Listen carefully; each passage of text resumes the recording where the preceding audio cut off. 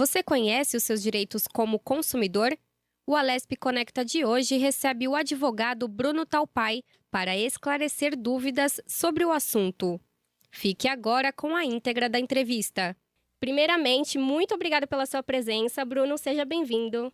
Muito obrigado, é sempre um prazer estar aqui nesta casa, compartilhando, levando informações, principalmente questões essenciais do dia a dia que, infelizmente, não chegam ao conhecimento das pessoas. Exatamente. Então, Bruno, para começar, eu queria que você falasse sobre o nosso Código de Defesa do Consumidor, qual a importância do cidadão saber sobre os seus direitos. Bom, vamos lá. O Código de Defesa do Consumidor, ele reflete nada mais do que uma própria sociedade de consumo. Essa nossa sociedade hoje, ela gira em torno do consumo. Se você observar, por exemplo, o imposto sobre produtos industrializados, são um dos impostos que possui maior número de arrecadação, que é simplesmente uma economia voltada para o consumo. Se nós temos uma economia voltada para o consumo, tem que se existir mecanismos, instrumentos de proteção para o consumidor. Então, essa é a principal vertente do Código de Defesa do Consumidor. Ou seja, o Estado tem que promover a defesa do consumidor na forma da lei, e isso é uma garantia que está previsto no artigo 5º da Constituição, ou seja, é um dever do Estado proteger o consumidor. E também deve-se, de certa forma, existir uma compatibilidade entre o desenvolvimento econômico e a proteção. A principal questão para entender o que significa o Código de Defesa do Consumidor é entender os seus princípios, os seus pilares. Ou seja, o consumidor ele é vulnerável, ele muitas vezes é hipossuficiente.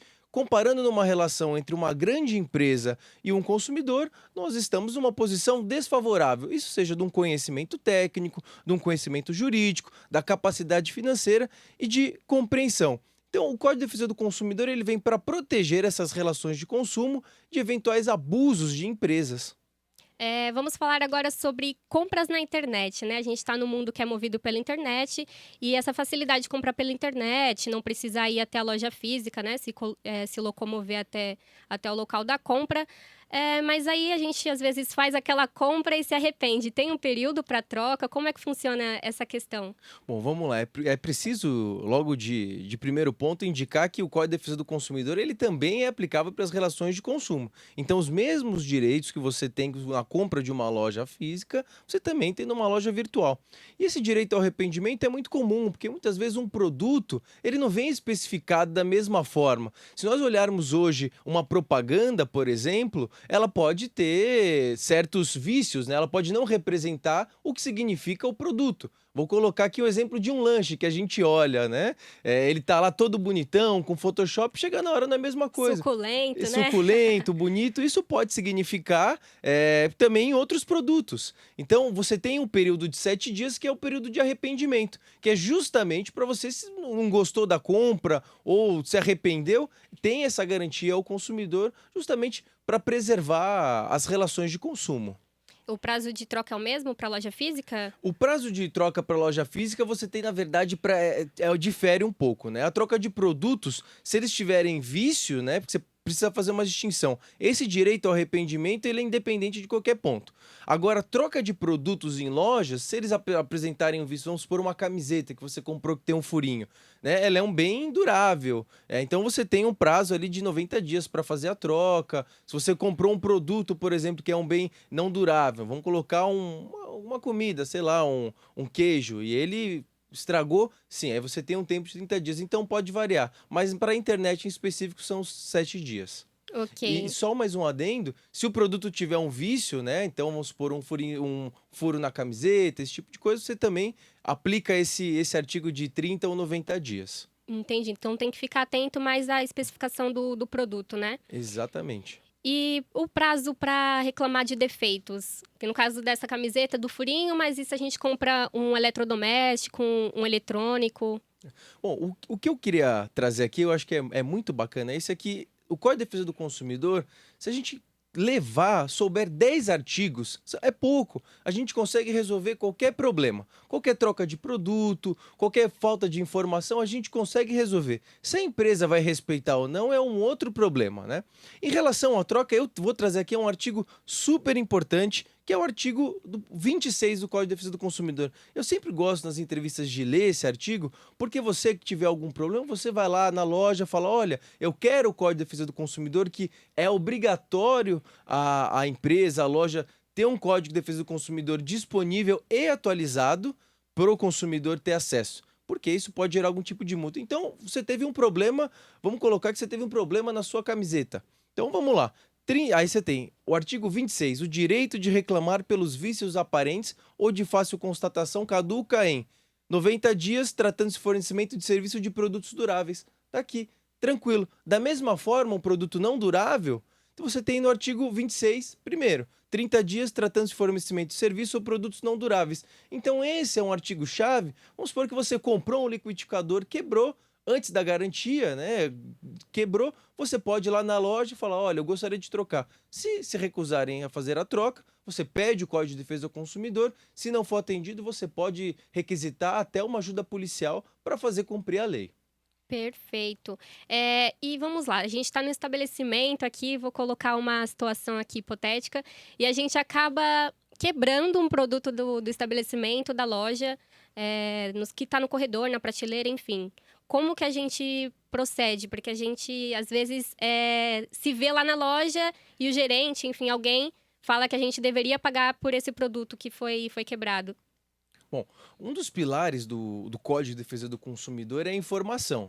Como eu disse anteriormente, na primeira questão, é que se o consumidor ele é vulnerável e hipossuficiente, é obrigação da empresa indicar que aquele hall ou aquele departamento tem pode cair algum produto, pode ser gerar algum dano para a loja, para evitar crianças. Então você precisa informar, olha, existe esse risco. Se for informado ostensivamente, não é aquela plaquinha pequena escrito em rodapé, tá? É uma plaquinha mostrando, olha, aqui tem realmente, pode acontecer esse risco. Aí sim, porque o consumidor já teve a informação. Agora, se essa informação não foi passada, me parece aí que é obter uma vantagem indevida por parte do fornecedor ou do vendedor de produtos. Então, você pode perceber que não existe muitas vezes uma resposta única, né? Então, você precisa, desde o primeiro plano, olhar, existiu uma informação correta ao consumidor? Foi passado? E se você me permite, eu gostaria de fazer um adendo. Quando eu falei do artigo 26, tem um outro artigo também que é muito bacana, que o consumidor precisa saber, tá bem, e se não resolver o meu problema em 30 dias? E esse é um artigo essencial, porque se você foi trocar camiseta, te prometeram um prazo de 30 dias, não resolveram que é o prazo mínimo, o que você pode fazer? Você tem o artigo 18 do Código de Defesa do Consumidor, que fala assim, eu vou abrir aspas porque eu acredito que é muito importante. Não sendo o vício sanado no prazo de 30 dias, pode o consumidor exigir alternativamente a sua escolha. Então o consumidor tem um rol que ele pode exigir. E isso pode funcionar para qualquer tipo de produto. Então você tem a substituição do produto por outro da mesma espécie em condições iguais, ou seja, você vai pegar a camiseta, o liquidificador é o mesmo, é igual, ou você pode exigir a restituição do valor imediata com juros e correção, que é o valor para não ter atualização, ou abatimento proporcional do preço. Vamos supor que o produto ele perdeu o valor no mercado, você pode pedir esse abatimento. Então, isso é muito importante e faltou esse ponto na outra resposta, Sim, então perfeito. eu resolvi retomar. Mas só retomando a questão do estabelecimento na loja que é obrigado a pagar, então você precisa necessariamente informar o consumidor.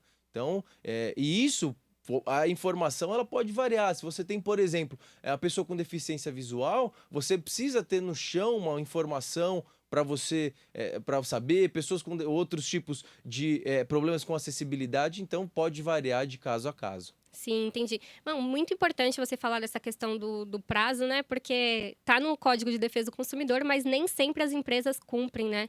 Então a gente precisa ficar atento também a essa questão do cumprimento dos prazos da empresa. E então fico alerta, agora nesse caso de quebrar algum produto no estabelecimento, que se tiver aquela placa falando para não tocar, para não sentar, é bom respeitar, porque no caso desses avisos, a empresa pode sim fazer a cobrança para o consumidor, né? Vamos a outra questão. Questão também de danos, né? No caso, um veículo do consumidor, às vezes está no estacionamento de uma empresa, até supermercado, que às vezes tem aquelas placas no estacionamento que dizem que não se responsabilizam por danos causados ao veículo. E isso, de fato, é verdade? A empresa não fica responsável por cobrir algum tipo de dano? Não, essa é a maior mentirinha que os estabelecimentos contam, vamos colocar assim, né? Se você for olhar, muitas vezes contratos com shopping que você paga, por óbvio, se você está pagando, você quer uma segurança do seu veículo.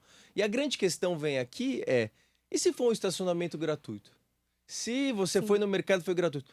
É a mesma coisa, a empresa responde sim. Por quê? A empresa, se for gratuito, é um chamariz para trazer o cliente para utilizar o produto. E se for pago, é uma prestação de serviço. Você tem o dever de proteger, é o meu bem que eu deixei à sua disposição pagando um valor. E isso é muito mal colocado porque as empresas não querem se responsabilizar, né? Então muitas vezes não tem seguro no estacionamento, que isso é um problema gravíssimo. Um carro, quando ele é roubado, ou quando ele é furtado, ou quando tem algum tipo de arranhão no carro, é caro para arrumar. Então a empresa, necessariamente, o que vai acontecer? Se for um shopping, por exemplo, o shopping vai jogar responsabilidade para a empresa que faz o estacionamento, e o estacionamento vai jogar para o shopping. Eu, particularmente, já passei por essa situação, eu já peguei situações dessas com clientes, né? E o que você tem que fazer?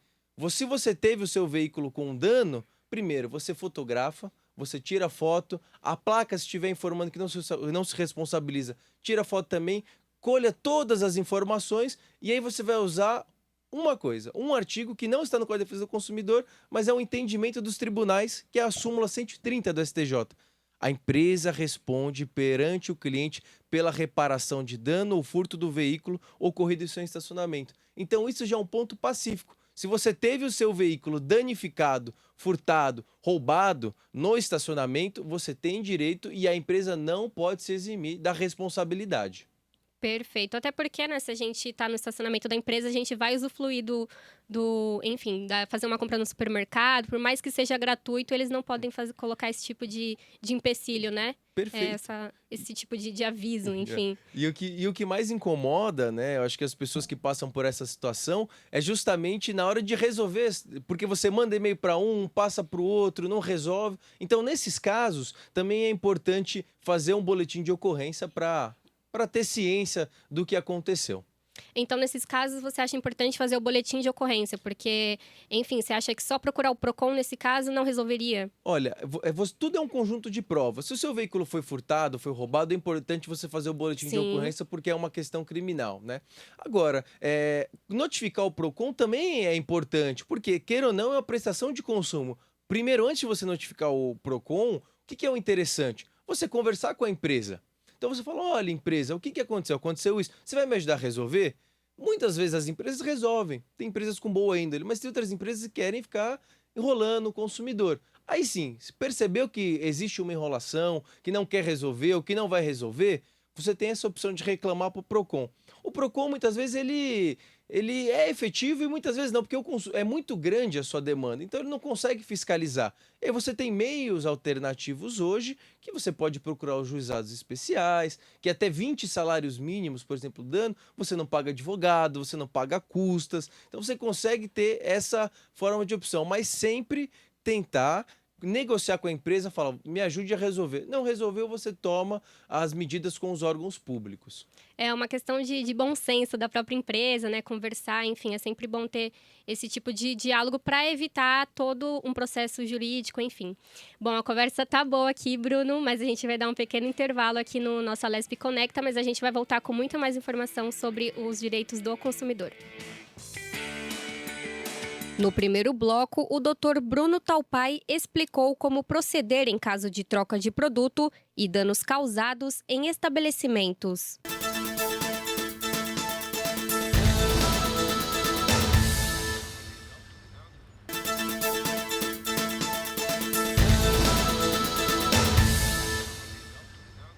Voltamos com o Alesp Conecta de hoje sobre os direitos do consumidor.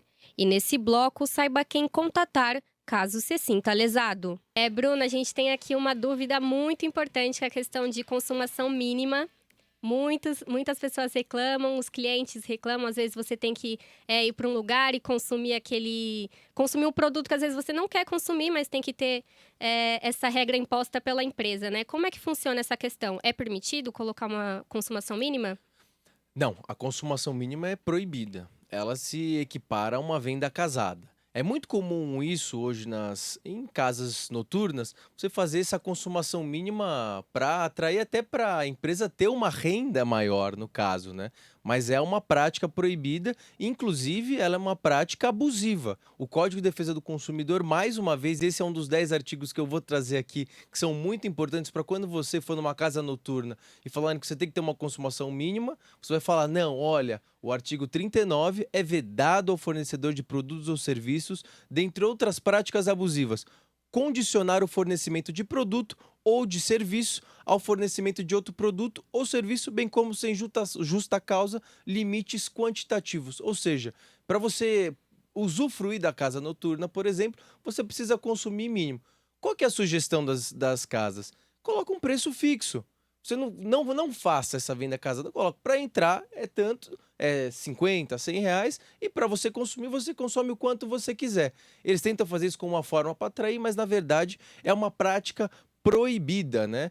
Outro ponto interessante a tratar é que o Código de Defesa do Consumidor, ele também, para evitar esse tipo de abuso das empresas, ele tem uma certa proteção em termos penais. Então, por exemplo, no artigo 57, ele fala: a pena de multa poderá ser graduada conforme o valor, o que foi exigido. Por quê? É uma forma de frear esse tipo de comportamento. Tem uma outra questão também que é muito interessante, por exemplo, a cobrança entre diferenciação entre sexos, por exemplo. Então, o sexo masculino paga mais, o sexo masculino paga menos, a entrada ou vice-versa. Essa prática também ela é proibida. Porque você, primeiro pilar de uma sociedade é o princípio da igualdade. Está esculpido lá, está lá Perfeito. na Constituição. É o artigo 5º. Então você vai diferenciar, e o pior de tudo é que você acaba usando o sexo masculino ou o sexo feminino, independentemente de quem pagar menos, como mercadoria, como produto para atrair outras pessoas. Então você está coisificando o indivíduo que A vai pessoa participar, que tá indo virou uma lá. mercadoria. Então, assim, já tem decisões nesse sentido que é proibido. Então, também, meninos ou meninas que, dependendo da balada, cobrarem mais ou menos, falem isso, falem: olha, isso é ilegal. Por que que é importante falar isso? Porque se a gente não cobrar, fizer nosso dever de cidadão, é só o advogado chato que cobra, entendeu? É só o advogado que vai lá, fala, cobra, e aí ninguém resolve absolutamente nada. Agora, se de 1.000 pessoas, 200 reclamam, é um caso bem interessante. E aqui, mais uma vez, o que é importante destacar, essa questão da consumação mínima, é que se você, nas casas noturnas, não quer pagar a consumação mínima ou porque você não consumiu nada, o que acaba acontecendo? Você tem o uso da força dos seguranças. Se isso acontecer, que é comum, por gentileza, gravem, façam provas e exijam a força policial para fazer cumprir a lei. Artigo 39, inciso 1º. Tá fácil, Tá é só fácil. guardar. Essa é a importância, né, da gente saber os nossos direitos, até porque isso, por mais que seja proibido pelo Código de Defesa do Consumidor, é uma prática muito comum. A gente vê muitas casas noturnas, bares que fazem essa diferenciação de preço, pedem essa questão da consumação mínima. E outra questão também nesses estabelecimentos é a questão da comanda, né? Eles te dão a comanda para você anotar os pedidos, enfim, o que você consumiu, mas eles também estabelecem um preço caso você perca essa comanda, né? E aí, às vezes, é um preço abusivo, É. R$ 300 se Sim. você perder a comanda. Bom, é isso. E não só nos estabelecimentos de casas noturnas, né? Eu já vi muito estacionamento de grandes redes, onde se você perdeu o cartão, vai custar R$ 200, R$ 50, R$ 100, sendo que o preço do estacionamento é 10. Aqui o que precisa ter em mente é o seguinte: o empresário, na atividade empresarial, ele tem um risco. Ele corre esse risco, é inerente à atividade comercial. Então, todas as comandas, ele precisa ter um contraponto.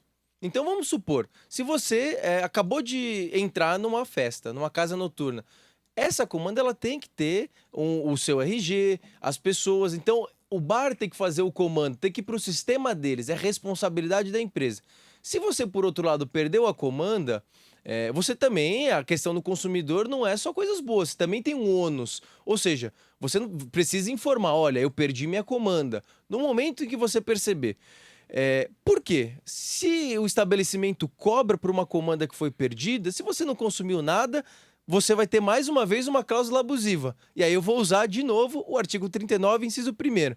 E aqui, o que que acontece? Você tem uma exigência de vantagem, como eu posso colocar, excessiva por parte do comerciante para conseguir dinheiro. Então é uma prática abusiva. Sim. Inclusive, você, quando acontecer isso com você, primeiro ponto, produção de provas, informe, fala, olha, eu perdi minha comanda, isso é uma cláusula ilegal, e aí você tem uma cláusula também que é nulo, de pleno direito, né? Você utilizar aqui, eu vou trazer o artigo, utilizar na cobrança de dívidas, ameaça, coação, constrangimento físico ou moral, afirmações falsas ou incorretas ou enganosas de qualquer outro procedimento que exponha o consumidor injustificadamente ao ridículo ou interfira no seu trabalho, descanso ou lazer. Então o que acontece?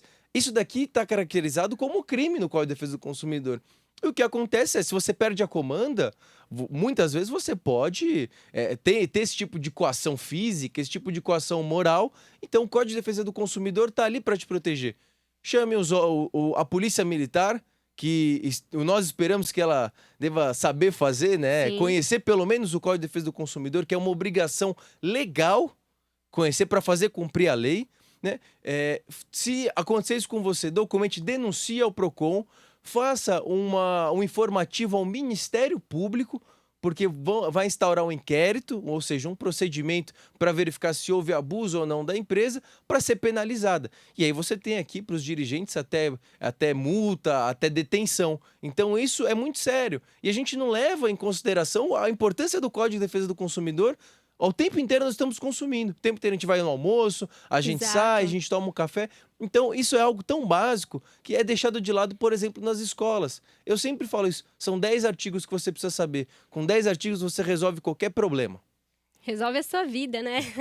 Porque a gente está numa sociedade capitalista, a gente tá aqui para consumir, enfim, precisa também da prestação de serviços de empresas e a gente não pode ficar à mercê das regras, né? E sim tem que fazer cumprir os nossos direitos. E tem a questão também do valor mínimo para pagamento, tanto em cartão de crédito, débito, a gente vê isso em estabelecimentos, a gente às vezes vai comprar alguma coisa e aí tem um valor X lá, você só pode comprar no cartão de débito ou crédito a partir de R$ 10, enfim. Como é que funciona esse problema aí? Bom, isso daí, na verdade, assim, mais uma vez, se o empresário ele assume o risco, a maquininha do cartão de crédito ela tem uma porcentagem que é cobrada, ela sabe disso. Quando que você não pode exigir isso, o que você pode é falar, olha, se eu aceito só débito ou só dinheiro especificado, né, com aviso para todo mundo ver, é uma coisa, você pode se recusar. Agora, se você aceita o cartão de débito para as outras compras e o que é muito comum que se vê é exigir um mínimo, isso acontece muito, as pessoas dizem com cigarro. Fala assim, eu não quero passar no cartão porque a margem é muito pequena pro moço da banca, pro moço do mercado, então eu não vou passar. Isso é uma cláusula abusiva. Por quê? Aí, de novo, mais uma vez, o artigo 51 está lá.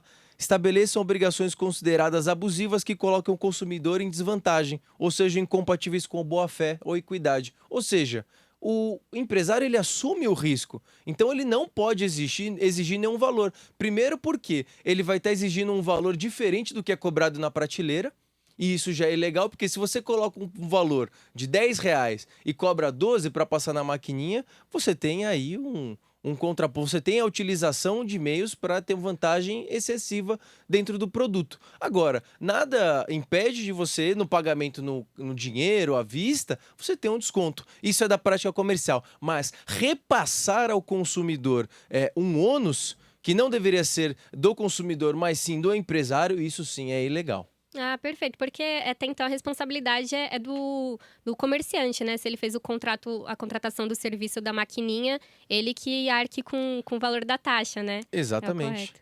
Bom, a gente tem um dado aqui importante do Instituto Brasileiro de Defesa do Consumidor, o IDEC. A coordenadora Elici Bueno, ela apresentou as empresas que mais desrespeitam os direitos do consumidor, as que têm mais reclamações no PROCON. São as empresas de telecomunicações, os planos de saúde e prestadoras de serviços públicos. Por que essas empresas têm bastante problema assim, com a justiça? Bom, eu vou colocar uma estatística aqui. Se você for olhar a quantidade de ações da própria União, do Estado brasileiro, em si, dos órgãos, Estado, município, Distrito Federal, União, junto com telefonia, junto com plano de saúde, você tem a máquina do judiciário 70% ou mais sendo utilizada só para isso. Então, eu vou colocar uma questão aqui: por que que é importante a defesa do consumidor não só no judiciário? Se o judiciário está abarrotado com essas ações, imagina as pessoas que foram realmente prejudicadas. Uma empresa de telefonia, por exemplo, você tem a Anatel, que é uma agência reguladora. O que que é essa agência reguladora?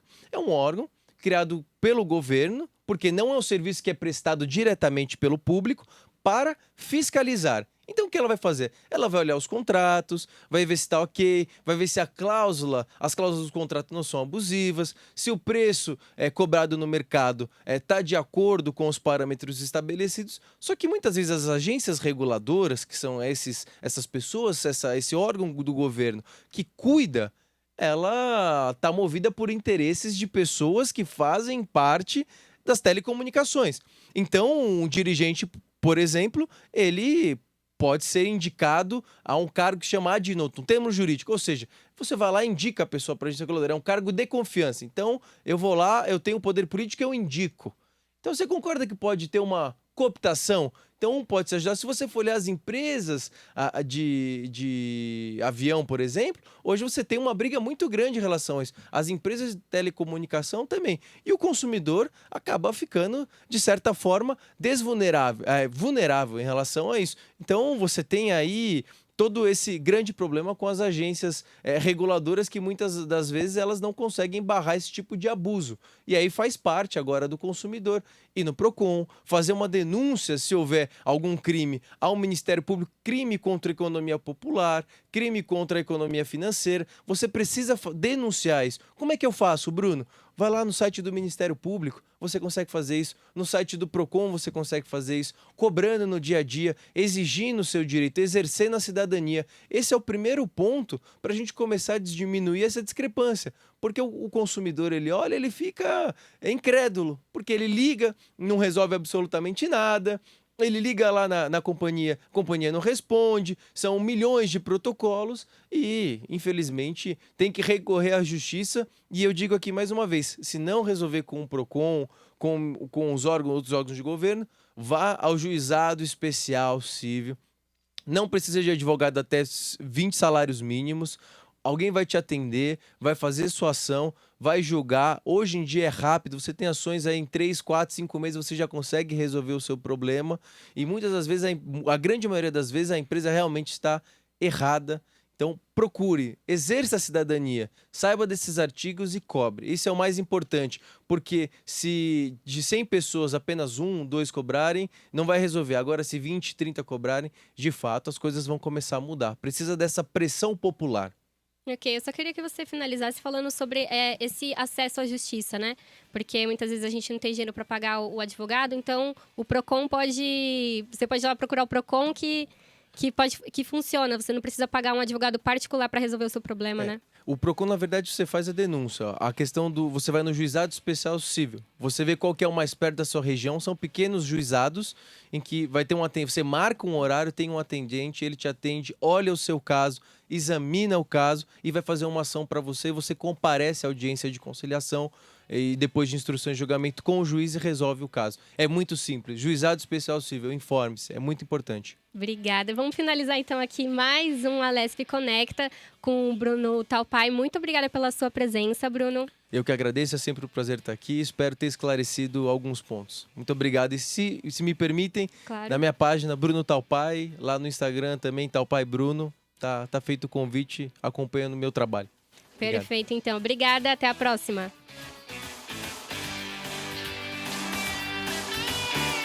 Esse foi o Alesp Conecta de hoje. Fique ligado nas nossas redes sociais e assista aos outros programas.